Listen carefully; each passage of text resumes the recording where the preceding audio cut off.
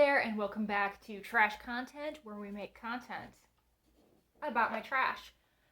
So, I used up a decent chunk of stuff this month, so let's just get straight into it. I'm going to kind of try to work from foil samples up to full-size items, and that's it. That's all the introduction we need. First up, we have this Bondi Boost Miracle Hair Mask. I got 2 uses out of this, and it seemed like a nice hair mask. I thought it was going to be a little bit more coconutty or something, and I'm not sure why I thought that. Just, I guess I see any imagery that looks vaguely beachy and I assume it's going to be coconut scented. This was fine. I don't think that I would purchase this particular brand. I really like the one from Saints and Sinners. I really like one of the ones from Briogeo, the one in the green tub. This one wasn't anything super duper special. I also have a Living Proof Perfect Hair Day 5-in-1 styling treatment. This worked out really well for me. I think I got 3 or 4 uses out of this little packet. It did help my hair to feel smooth after I was done blow drying it. And overall, do I know that I need to spend Living Proof money on a styling treatment? Probably not, but this was nice. I would be interested if I could find like a set that had their dry shampoo, which I really enjoy, and this in it. That's something I would be interested in, but I probably wouldn't go out and buy the styling treatment by itself. For my last foil packet, we have a sample of the Laneige Waterbank Blue Hyaluronic Cream Moisturizer. It was a moisturizer. I got 1 use out of it. It wasn't enough to tell if it was anything amazing that was going to do fabulous things for my skin, but it was enough to tell that it didn't break me out in a single use. So that's all right. I've used the Laneige, I want to say I had the water sleeping mask like 5 or 6 years ago, and I did really like that product. I've actually liked everything I've ever tried from Laneige, so I would be interested in trying a bigger sample of this, but it's hard to make up your mind with a little foil packet. I also have 3 little tester perfumes. First up, we have Lila Lou from by Rosie Jane. I liked this. I thought it smelled really nice. I'm just not sure it actually smelled very me. To me, this smells like the equivalent of what I call an Insta-Goodie girl, the ones who are like 24 years old but they're married and have 3 kids and their entire family is blonde. You know, those families. It smells like that girl, and that's not quite me, but this does smell really nice. Next up, let's move to a perfume I didn't really care for. This is Fleur Floria. Has a hair stuck to it, and I don't know what this is intended to smell like, but it has a little bit of a musky note that I'm not wild about, especially during the summer. And maybe this is my fault for choosing to use this during the summer rather than during the winter. I want to smell really clean, really fresh, or sweet, and this is just a little too musky for me. I think this could even work as a unisex scent, though I don't believe that it is marketed as such.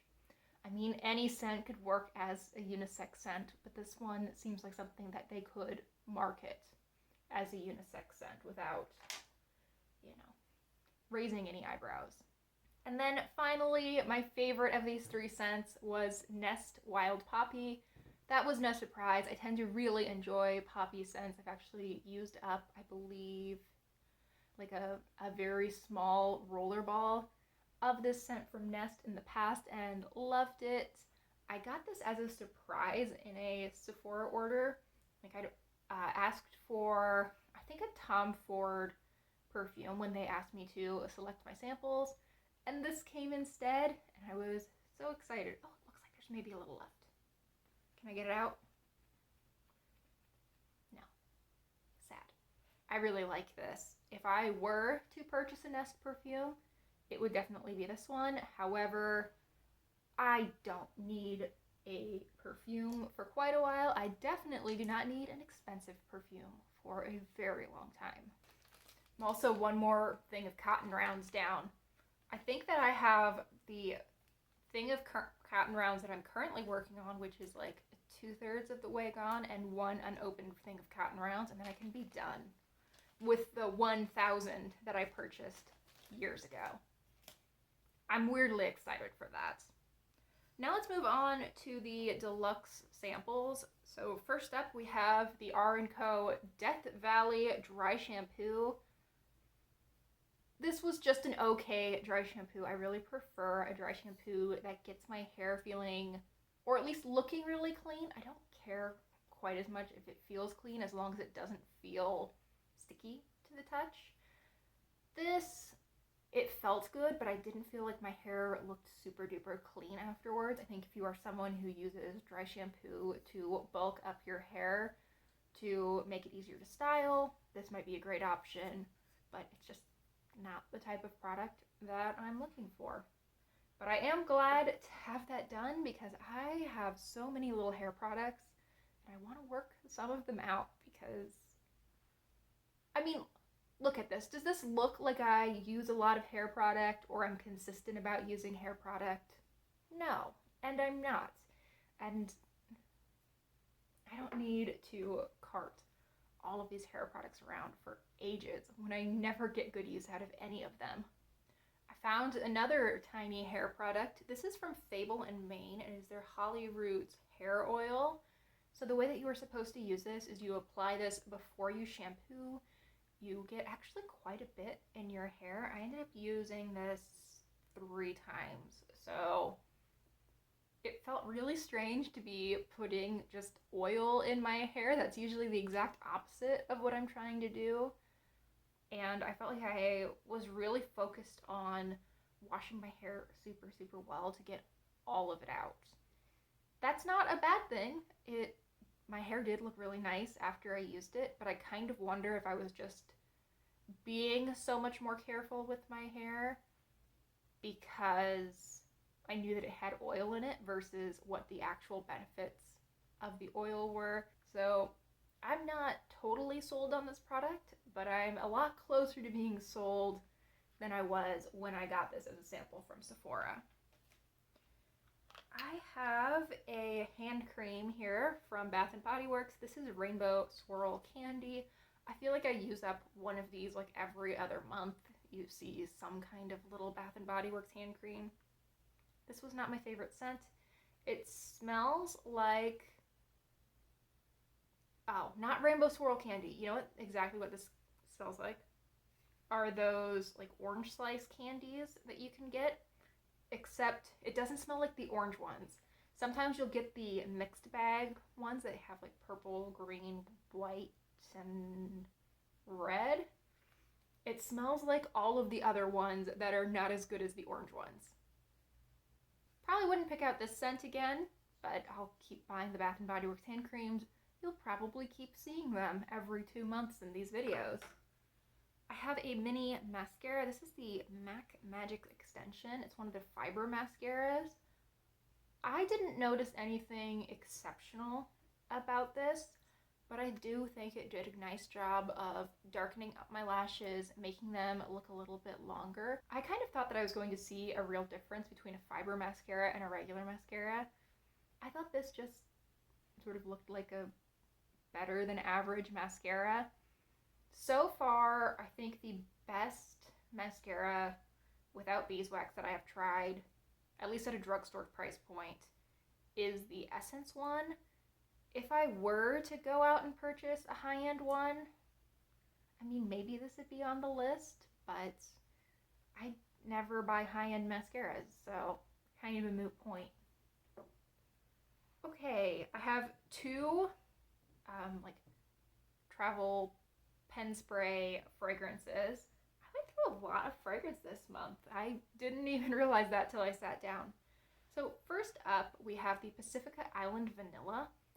I put about half of this in my project pan for the year, and then I just started using it really consistently, and I actually ended up using the whole thing. I mean, I had, I don't know, maybe this much when I put it into the project. And once I put it into an atomizer, it went really pretty quickly. I like this. It's a very vanilla scent. I'm not sure how they made it into an island vanilla, but it definitely does feel tropical. I like it a lot. I like Pacifica fragrances. They don't have a super wide range, at least in their perfumes, but I've liked all the ones that I've tried. I really enjoy their gardenia one. They have a coconut one that's quite nice, and oh, well, this is the third one I've tried. I've gone back to this scent a couple of times. Very early on in my channel, I used up, I don't know, maybe a 2-ounce size of a Pacifica body mist in this scent. Then I used up a full size, like an 8-ounce or 9-ounce or something. And now I've used up the pen spray. I think that I will probably end up picking up another of the full-size body mists at some point, but like with perfume, I have so much body mist right now. I don't need to buy it anytime soon. However, I would like it. So, you know, if you see it in next month's haul video, feel free to give me a bad time, but know that I am not regretting my purchase. Last, we have Summer Melody from Bath & Body Works. This is a 7 ml size. I believe this is also a 7 ml size. No, this is a 10 ml size. I feel bamboozled because this looks so much bigger, but it's 25% smaller than the Pacifica. Anyway, this is a really nice beachy scent. It's very melon. It has a little bit of like a salty note to it. It feels very Victoria's Secret swim ad circa 2010. If you understand, you understand. If you don't, I don't know how to explain it to you. It just feels like that. I liked it. Great for summer. Honestly, I feel like this could take you a little bit further than summer. I feel like you could go well into fall and maybe even early winter with this because it feels so warm. It doesn't feel, it's not like a super cool, refreshing scent in the way that I sometimes associate with summer. I wasn't sold when I first got this, but it really grew on me over time, and I'm kind of bummed that they don't have this scent anymore. I would kind of like to pick it up again. Okay, does that leave us with, okay, never mind. That does not leave us with just full-size products. I also have this Way leave-in conditioner. What, Iris? This is like 2/3 of the way full. I refilled the bottle. I did finish the leave-in conditioner from Way, but I've just been pouring my Matrix leave-in conditioner into it because the Matrix one does not have a spritzer bottle. I've used this in the past. I've used up another like 25 ml sample size, and I feel the same way about it now that I did then, that it is a nice leave-in conditioner. It does what it's supposed to do, but I don't know that it is that much better than leave-in conditioners that I've used in the past from like Garnier, and I think I've used one from Aussie that are like 10% of the cost. So why would I go to this one when I've been close to as happy with much cheaper options? However, the bottle is really convenient. I really do like having this tiny little bottle that I can stick in my travel bag and not have to worry too much about. I'll probably keep refilling this for like way longer than is really necessary. And now I really do just have full-size products. I'm not sure why this hand cream is a full-size product and the one that we just talked about was a travel size or deluxe product, but we're rolling with it. This is from EOS. It is their Shea Better hand cream in coconut waters. I do like a good coconut scent, and this is an okay coconut scent. It's also just an okay lotion. It is a little bit on the thicker side for a standard body lotion and a lot thinner than I would expect for a hand cream. So I ended up using this on my legs, and it's a big size for a designated hand cream. This is a 74 mil. I'm sorry, I was about to say it was 75 mils size. So it lasted me quite a while. I can kind of tell with the way the light is shining through the packaging right now that there's a little bit of product left in here. I don't care enough to cut this open. It was okay. I used it. I enjoyed it. I don't I don't feel any great need to have 2 more uses of this in my life. I am just okay with the EOS products I've tried. I don't think there's been anything that's absolutely blown me away, and there's nothing that I hate either. It's a lot of meh for me. This next product I might actually cut open to get that last use out. This is Gingham Love in the Foaming Sugar Body Scrub from Bath & Body Works. I love the Gingham Love scent. I think it's at least in like my top 3 Bath & Body Works scents that they've ever come out with. And I love this particular product because it makes my bathroom smell like Gingham Love for like 2 days after I use it. I don't feel like it lingers that much on my skin, but my shower just smells like this for ages, which I really enjoy. I think the consistency on this is also pretty nice. It is a little bit thinner than like a Tree Hut scrub would be, but it still does do a nice job of scrubbing, and it foams up. It's really nice. I personally wouldn't use it over my entire body like as a body wash because you would go through it really quickly, and I just don't need that kind of abrasion over a good chunk of my body. But if you were someone who likes to use body scrub like once a week as a body wash, I think this would be an awesome option. I also use this on my hands a lot, and I thought it was a really good product for that purpose too. Overall, super happy with this. I think they've more or less discontinued the Gingham Love scent, which makes me really upset. And I have a couple of other like different formulas of the Bath & Body Works body scrubs to try out. So maybe I'll find another one that I really love. Because they have like 4 different formulas. They have ones that are in tubs that I believe are pumice scrubs. They have some like salt ones, and I think even sand maybe. I don't know. I have like 3 of them in my linen closet right now. That's where I keep things. Anyway, really liked this. Kind of bummed that I don't have a backup, but do I really need to have like 5 body scrubs in my closet instead? Probably not. I got through a lot of hair care this month. I feel like sometimes I don't have any hair care for like 2 months in a row, but I have yet another hair care product. This is from Nelson J. Beverly Hills, their Moisture Healing Conditioner. I liked the shampoo that came with this more than I liked the conditioner. They had the same scent. It's a very pleasant coconut scent, but I feel like that's the biggest selling point for this. It's a totally fine conditioner. Didn't do anything special for my hair, didn't do anything bad to my hair.